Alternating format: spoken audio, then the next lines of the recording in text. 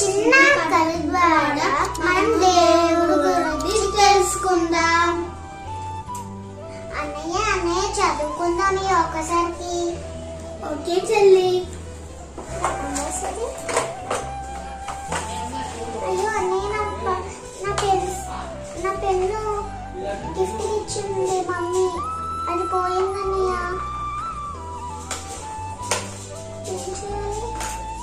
చిన్ని, మమ్మీ ఏంటమ్మా?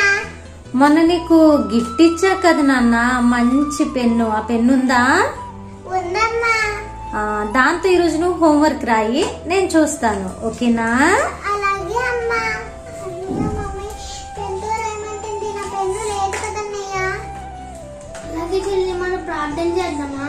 ప్రార్థన చేస్తే ఏం లాభం ఉండదు, పెన్సిల్ వేసి మాయం చేస్తాడు. అలా కాదు చెల్లి, వేసి ఏదైనా చేయగలడు.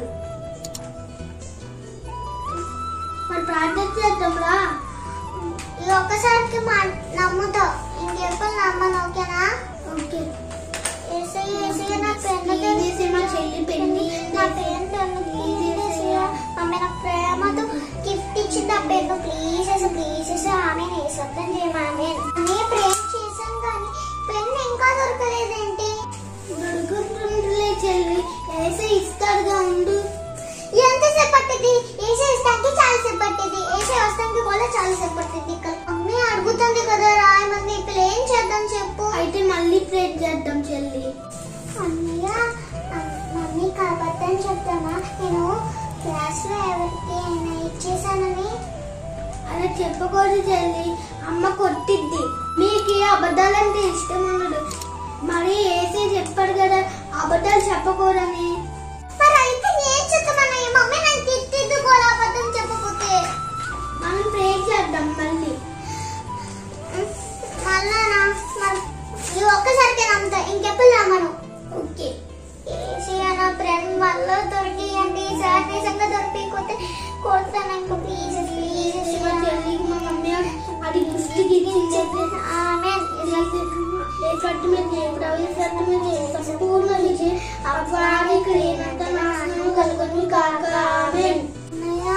ఇంకా ప్రే చేసిన దొరకట్లే ఏంటని ఇంకెప్పుడు ఇస్తాడు ఏసయ్య? మమ్మీ ఏమో నన్ను కొట్టిద్ది హోంవర్క్ రేపోతే, పెన్ దొరకకపోతే బాధపడిద్ది, అట్లాగే కోపం తెచ్చుకొని కొట్టిద్దని. ఇప్పుడు ఏం చేద్దామన్నయ్య? అబద్ధమే చెప్పాలి కదా. ఆగు చెల్లి, మనం అబద్ధాలు చెప్పక్కర్లే. మనం రాసే టైంకి పెన్ వచ్చేస్తుంది మన దగ్గరికి. అలా అయితే నేను ఇప్పుడే రాస్తా. నాకు అన్బాక్స్ చేసి రాసేటప్పుడు మనం మళ్ళీ ప్రార్థన చేద్దాం, వేసి మనకి ఇచ్చేస్తాడు.